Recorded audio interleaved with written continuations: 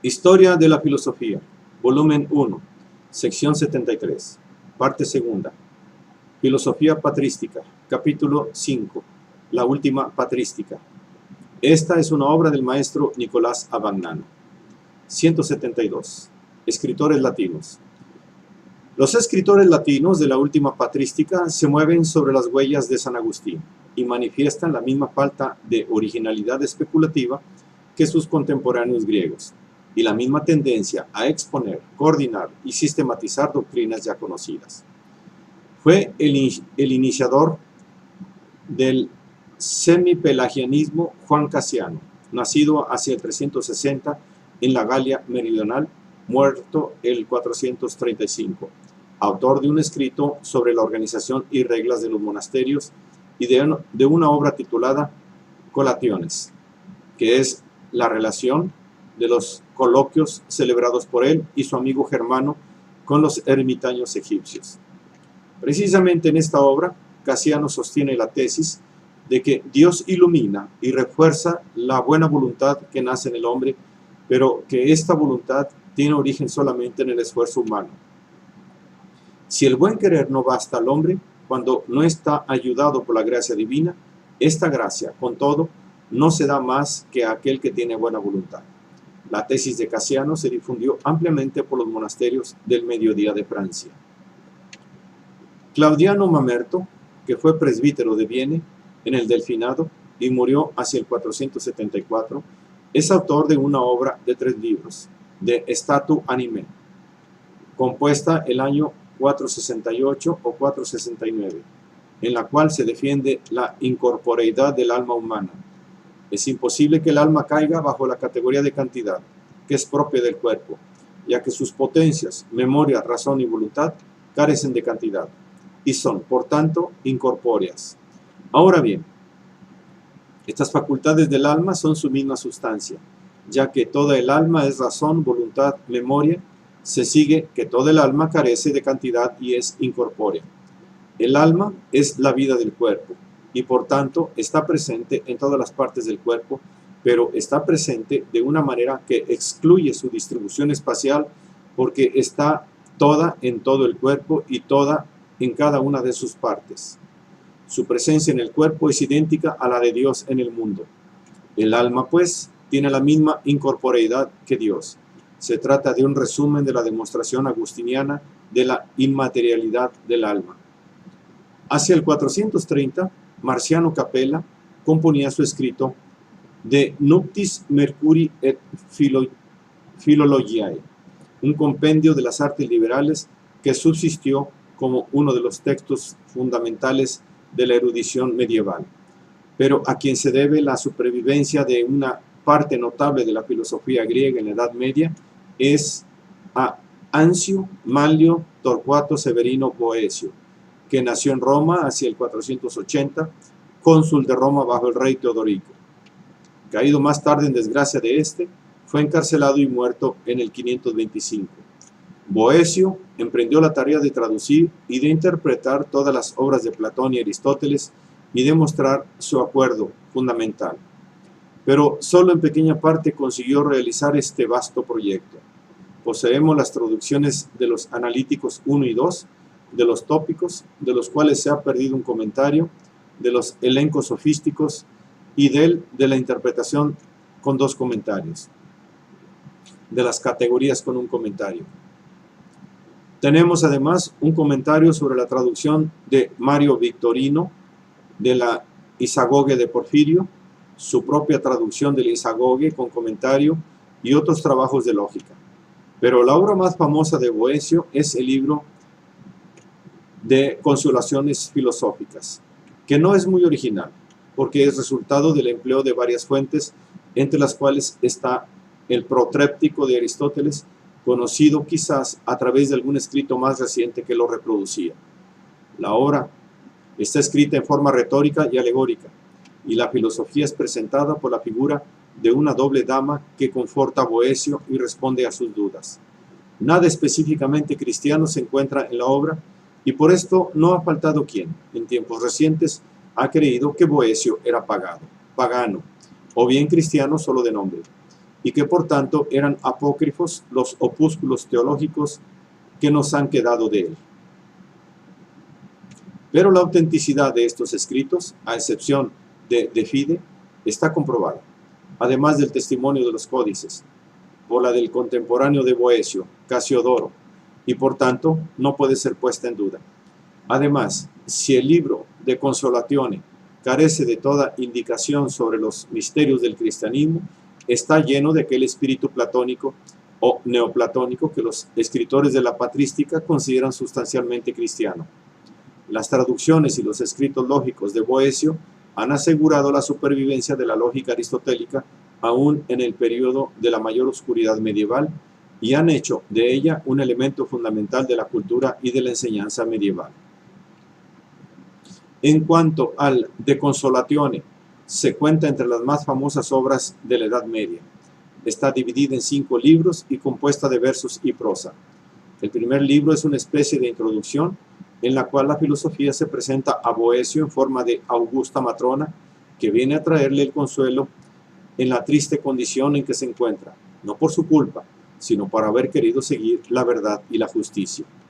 En el segundo libro, la filosofía hace ver a Boecio que la felicidad no consiste en los bienes de fortuna que son mudables y caducos, y que, aun cuando se poseen, llevan consigo el peligro y el temor de perderlos. La felicidad debe consistir en una condición que excluya cualquier temor de esta clase y comprenda en sí todos los bienes que hacen al hombre suficiente por sí mismo. El tercer libro contiene precisamente la teoría de la felicidad así entendida. Es evidente que no puede consistir en la riqueza ni en el deber, ni en los honores, ni en la gloria, ni en los placeres. Ninguno de estos es el sumo bien, el bien mejor de todos, y que hace que el hombre se baste a sí mismo. Solo resta, pues, que la felicidad consista en Dios mismo, en cuanto es el ser mejor que cualquier otro que se pueda concebir y por consiguiente el bien supremo. Dios es juntamente el origen de todas las cosas y el fundamento de la verdadera felicidad humana. El cuarto libro examina de qué modo Dios, como supremo bien, rige al mundo y expone una teoría de la providencia y el hado. La providencia es el plan del orden y de la disposición del mundo en la inteligencia divina. El hado es el orden mismo determinado por ese plan en el mundo. La providencia es el mismo plan divino, constituido en supremo principio de todo, que dispone todas las cosas. El hado es la disposición inherente a las cosas mudables, disposición por la cual la providencia señala a cada cosa su propio orden. El orden del hado en la multiplicidad de su desarrollo temporal depende pues del plan único y simple de la providencia divina. Los problemas que nacen de este concepto de la providencia y del hado son examinados en el quinto libro. La providencia y el hado parecen excluir a primera vista la libertad, pero en tal caso sería inútil al hombre la razón que sirve para juzgar y escoger libremente. La respuesta de la filosofía al problema es que, si Dios lo prevé todo, no prevé que todo suceda con necesidad. La previsión de un hecho no implica que el acontecimiento se deba realizar necesariamente. Además, en Dios la previsión es inherente a la naturaleza de su vida, que es una eternidad en la que no hay ninguna sucesión. En Él no existe el pasado ni el futuro, y su ciencia es el conocimiento total y simultáneo de todos los sucesos, que se verifican sucesivamente en el tiempo. En Él están también presentes los sucesos futuros, pero están presentes del mismo modo que ocurrirán, y los que dependen del libre albedrío están presentes precisamente en su contingencia. La importancia de Boecio para la cultura medieval ha sido grandísima. El libro De Consolatione ha tenido numerosísimos comentarios. Las obras lógicas han introducido la lógica aristotélica, como se ha dicho, en la enseñanza y en la cultura escolástica. Sus opúsculos teológicos han suministrado a las discusiones teológicas medievales los conceptos, la terminología y el método. Con todo esto, Boecio no se eleva al rango de pensador original. Es un hábil compilador y un orador elocuente, que ha sabido adaptar a la lengua y a la mentalidad latina la especulación griega, siguiendo las huellas de San Agustín, cuyo lema se apropió: une, en los límites de lo posible, la fe y la razón. Contemporáneo y amigo de Boecio, pero de temple diverso, fue Magno Aurelio Casiodoro. que nació hacia el 477 en Esquilache, Calabria, y fue ministro de Teodorico y sus sucesores. En el 540 abandonó la corte y se retiró al monasterio de Vivario, fundado por él, para dedicarse a la vida espiritual y a la ciencia, y allí murió el 570. De Casiodoro tienen gran interés las cartas que escribió por cuenta de Teodorico, cuya colección lleva el título de Variae, y la historia de los godos, que nos ha llegado solo en extracto. La obra más importante que escribió en el claustro son las Institutiones Divinarum et Schularium Lectionum, en 2 libros. El primero indica a los autores que son estudiados como guía de las disciplinas teológicas. El segundo es un manual de las 7 artes liberales. La obra debía ser utilizada por los monjes y fue uno de los manuales más usados en la Edad Media. En un breve escrito de Ánima, Casiodoro se propone demostrar, siguiendo las huellas de Claudiano Mamerto, la incorporeidad del alma humana. El escrito reproduce los argumentos de Mamerto, que a su vez, como se ha visto, estaban tomados de San Agustín. La última figura de la patrística es verdaderamente el Papa Gregorio el Magno, que nació en Roma probablemente el 540, fue consagrado Papa en 590 y murió el 604. Es un documento de la actividad papal de Gregorio, el Registrum Epistolarum, colección de sus cartas oficiales. El Liber Regulae Pastoralis señala la tarea del pastor de almas. Los diálogos tratan de la vida y milagros de diversos hombres piadosos de Italia, el más conocido de los cuales es San Benito de Nurcia. Gregorio escribió también una exposición del libro de Job y 2 colecciones de homilías sobre los evangelios y sobre Ezequiel. La parte especulativa de estos escritos es muy restringida. La importancia de Gregorio consiste íntegramente en haber procurado conservar, en un periodo de decadencia total de la cultura, las conquistas de los siglos pasados. El tiempo en que vivía parecía haber desencadenado la destrucción total de la cultura y de toda civilización, y preanunciar el fin del mundo. Las ciudades están despobladas, escribía Gregorio, los pueblos arrasados, las iglesias quemadas, los monasterios de hombres y mujeres destruidos, los campos abandonados por los hombres. Están faltos de quien los cultive. La tierra está desierta en la soledad y ningún propietario la habita. Las bestias han ocupado los sitios que antes eran hollados por los hombres. Yo no sé lo que pasa en las otras partes del mundo, pero en la tierra en que vivimos, el fin del mundo no solo se anuncia, sino que ya se manifiesta de hecho. La desolación de una civilización destruida y caída no se podía describir mejor. En esta desolación, la cultura se mantiene viva solamente en alguna figura solitaria de erudito que la saca de las obras del pasado y la transmite en rudos y desordenados compendios.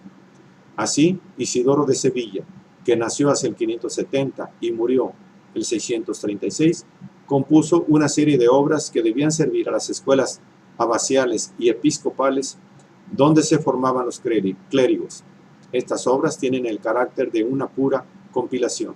Nociones heterogéneas son yuxtapuestas sin ni siquiera un intento de unificación. En el de Natura Rerum, Isidoro expone la astronomía y la meteorología sacadas de las cuestiones naturales de Séneca. En el de Ordine Creaturarum, expone la jerarquía de los seres espirituales según el modelo neoplatónico. En las Sentencias, hace una historia de la humanidad desde la creación y trata de la gracia, de las condiciones de la vida terrestre del hombre y del derecho natural. La obra más célebre son los 20 libros de orígenes o etimologías, una especie de enciclopedia donde está condensado todo el saber del pasado, desde las artes liberales a la agricultura y a las otras artes manuales. Gran parte de esta enciclopedia está destinada a investigaciones gramaticales, pero no se descuida lo que puede ser útil a una educación filosófica teológica. Hay entremezclados en ella extractos tomados de las obras de escritores clásicos y de los padres de la Iglesia, en particular San Gregorio el Magno. La filosofía se define en ella, con los estoicos, como la ciencia de las cosas humanas y divinas, y está dividida en física, ética y lógica. A través de la obra de Isidoro de Sevilla, los resultados de la ciencia antigua fueron salvados del naufragio y destinados a alimentar el trabajo intelectual de los siglos sucesivos.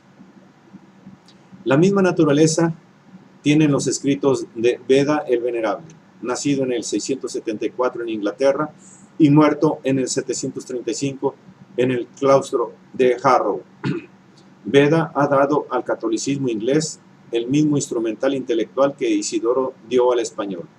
Su libro De Natura Rerum, basado preferentemente en la obra de Plinio el Viejo, nos da la misma imagen del mundo que el tratado homónimo de Isidoro. Beda es también autor de escritos gramaticales y cronológicos y de una historia eclesiástica de la gente de los Anglas, que va hasta el año 731. Desde el punto de vista filosófico, Beda se inspira en las obras de San Agustín. En particular, sostiene que la materia del mundo contiene las semillas de todas las cosas y que de ellas, como de causas primordiales, se desarrollan en el transcurso del tiempo todos los seres del mundo. El hombre es un microcosmos. La historia se divide en partes correspondientes a los 7 días de la creación. Beda es otro anillo de la cadena a través de la cual la cultura antigua se transmite a la Edad Media.